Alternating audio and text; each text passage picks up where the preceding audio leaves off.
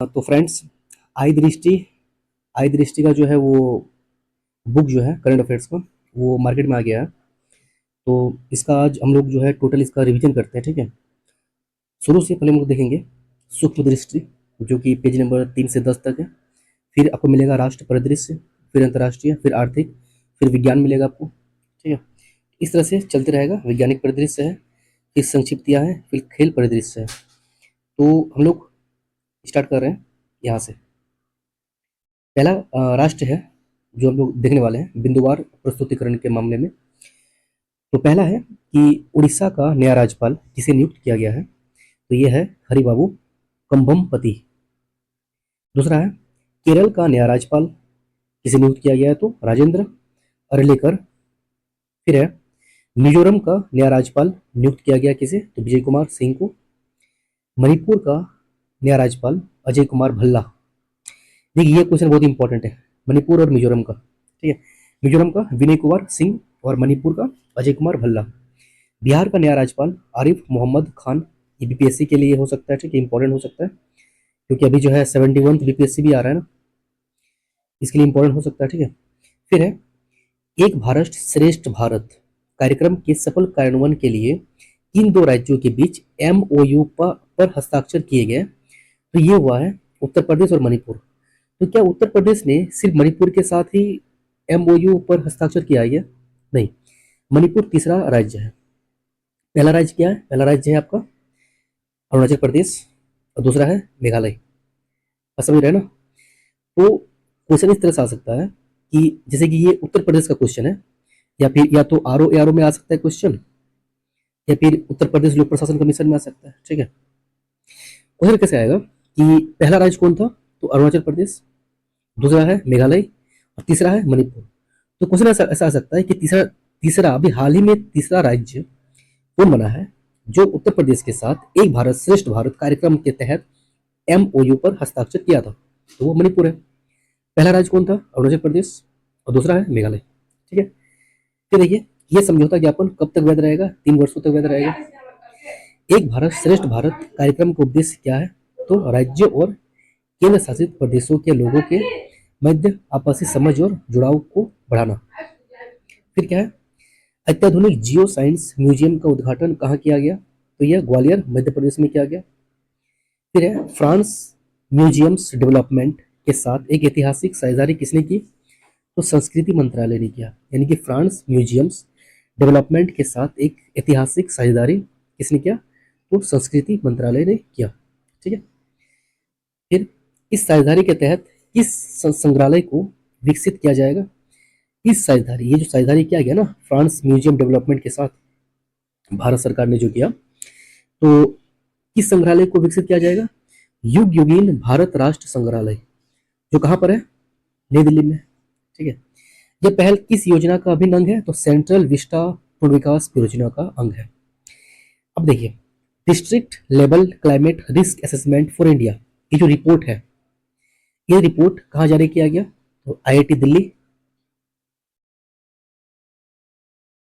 किसने जारी किया? रिपोर्ट का विकास किन संस्थाओं द्वारा किया गया? आईआईटी मंडी, आईआईटी गुवाहाटी और सीएसटीईपी बेंगलुरु ने मिलकर जारी किया। रिपोर्ट का मुख्य उद्देश्य क्या है? इसका मुख्य उद्देश्य है जो 698 जिला है जहां पर बाढ़ और सूखा आ सकता है, उसका गहन विश्लेषण करना, ठीक है। अब देखिए ये क्वेश्चन बहुत इंपॉर्टेंट है। अत्यधिक उच्च और उच्च सूखा जोखिम श्रेणियों में आने वाले 85% से अधिक जिले कितने राज्यों में अवस्थित है, तो 13 जिलों में। यानी कि कुछ कुछ राज्य ऐसा है, जैसे 13 राज्य ऐसा है जहां पर अत्यधिक मात्रा में सूखा जोखिम होता है, ठीक है। तो कौन कौन सा राज्य है? बिहार है, असम है, झारखंड, उड़ीसा, उत्तर प्रदेश, महाराष्ट्र, पश्चिम बंगाल, कर्नाटक, तमिलनाडु, छत्तीसगढ़, केरल, उत्तराखंड, हरियाणा, ये सब है। कितने जिले बाढ़ और सूखा दोनों के लिए अत्यधिक उच्च जोखिम श्रेणियों में है? 11 जिला है, उसमें से सबसे ज्यादा है पटना, बिहार में है, अलपुजा केरल में है, चराईदेव असम में है, डिब्रूगढ़ भी असम में है, शिवसागर भी असम में है, और दक्षिण सलमारा मनकाचर, ये अच्छा पांचों तो असम में है ना, ये पांचों असम में है, ठीक है। केंद्रपाड़ा उड़ीसा में, मुर्शिदाबाद बंगाल, नादिया बंगाल, उत्तर दिनाजपुर बंगाल में, पश्चिम बंगाल में, ठीक है।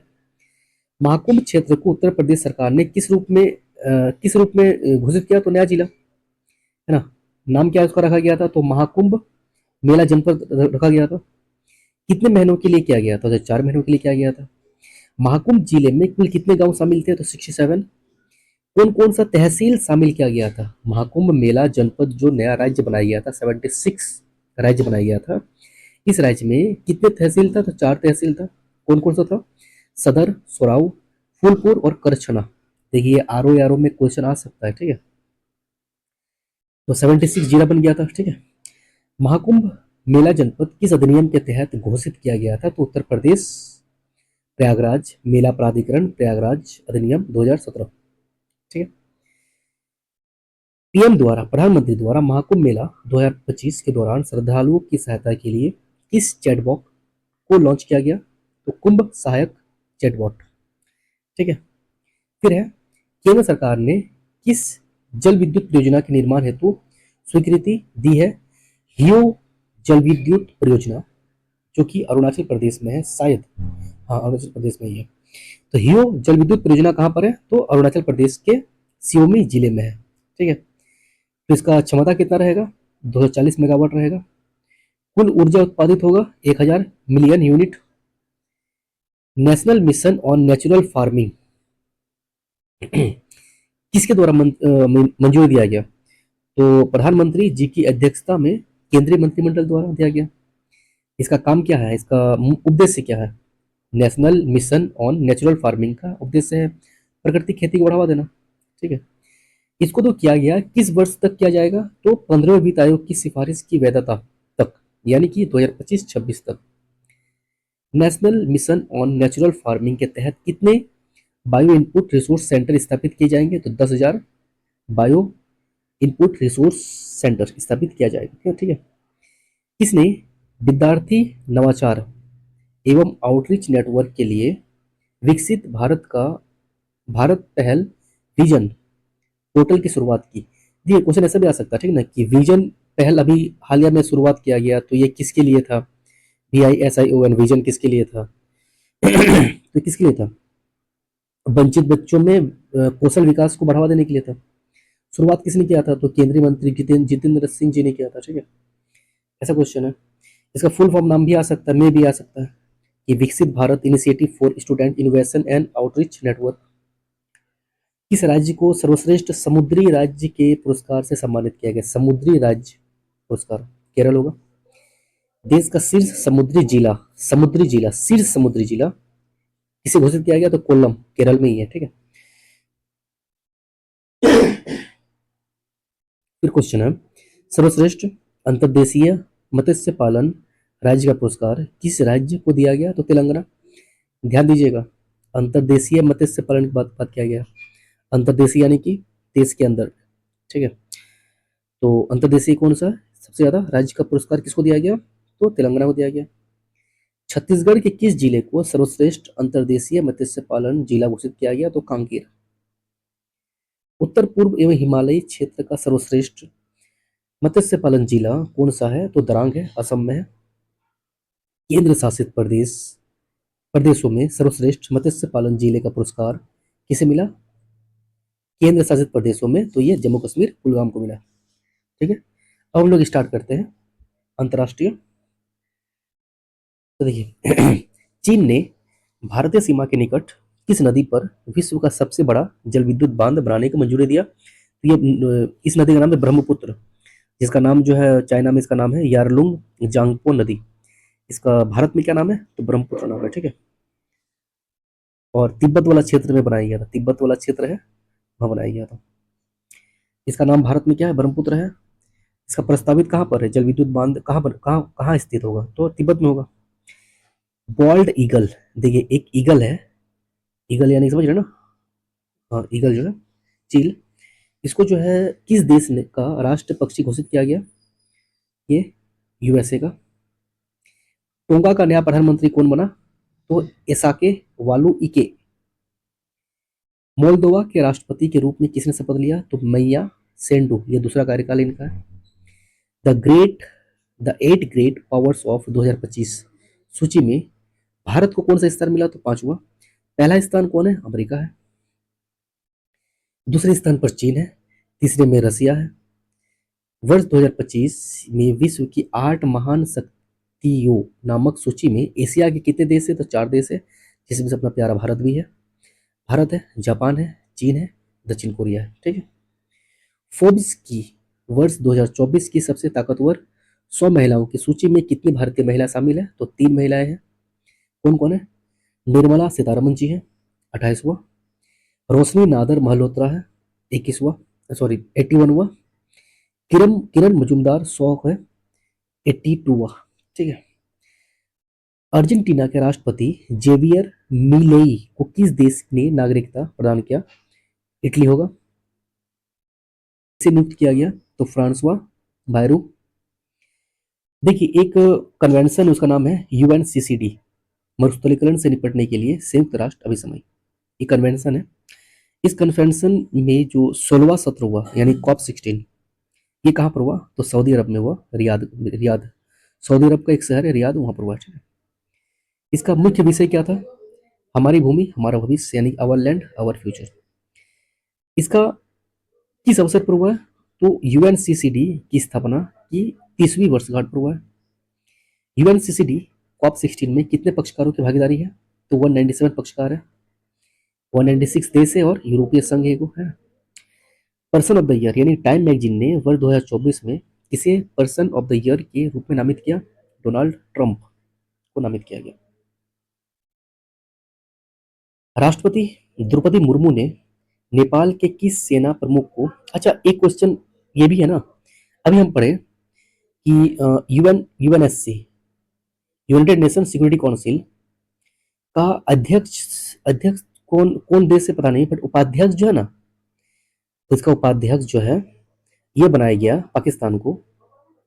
और यूएनएससी मतलब यूनाइटेड नेशन सिक्योरिटी काउंसिल, यानी कि आतंकवाद को मुक्त करना है वगैरह वगैरह।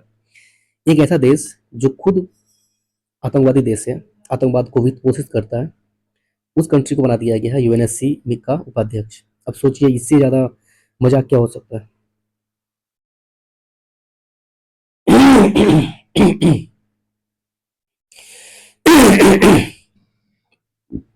नेपाल के किस सेना प्रमुख को भारतीय सेना के जनरल की मानद उपाधि प्रदान किया? तो जनरल अशोक राज सिगड़े ने।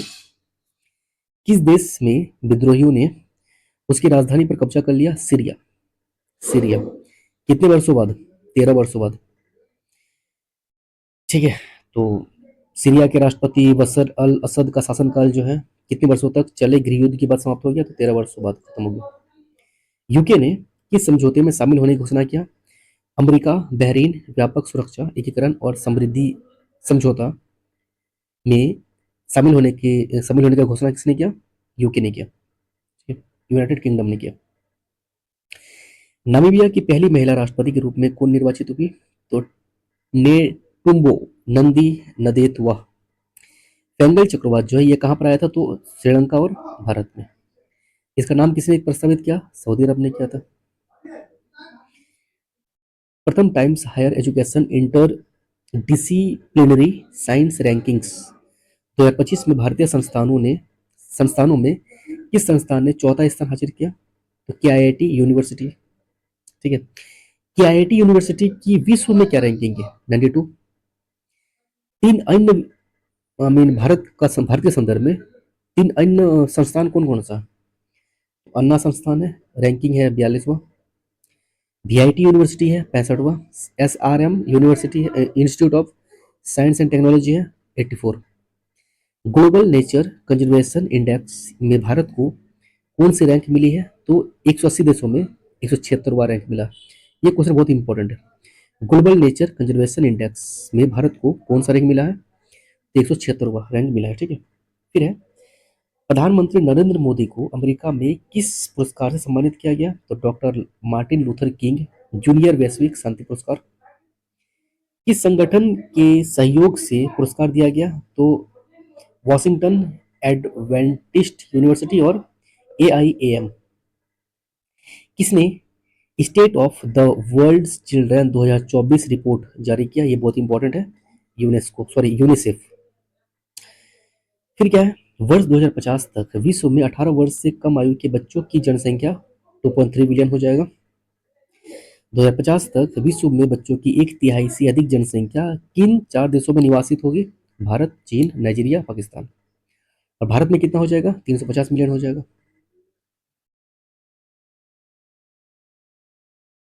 बारबाडोस ने प्रधानमंत्री मोदी को किस अवार्ड से सम्मानित किया? Honorary award of freedom of Barbados. Guyana ने पीएम मोदी को किस अवार्ड से सम्मानित किया? Order of excellence. मेट्स, देखिए ये बहुत इंपॉर्टेंट क्वेश्चन है। मेट्स जो है किस देश का योजना? देखिए मेट्स क्या योजना बता दे रहे हैं हम। मेट्स एक ऐसी योजना है ना जिसमें भारत के जो प्रतिभाशाली युवा है ना, उनको भारत, इंडिया का, सिर्फ इंडिया का, याद रखिएगा, इंडिया का जो प्रतिभाशाली जो युवा है, उनको ऑस्ट्रेलिया में काम करने का मौका देगा वो। कौन? ऑस्ट्रेलिया, ऑस्ट्रेलिया देगा। किस योजना के तहत? तो मेट्स योजना के तहत। ठीक है, तो मेट्स योजना क्या है, ऐसा क्वेश्चन आ सकता है। तो ये ऑस्ट्रेलिया का है।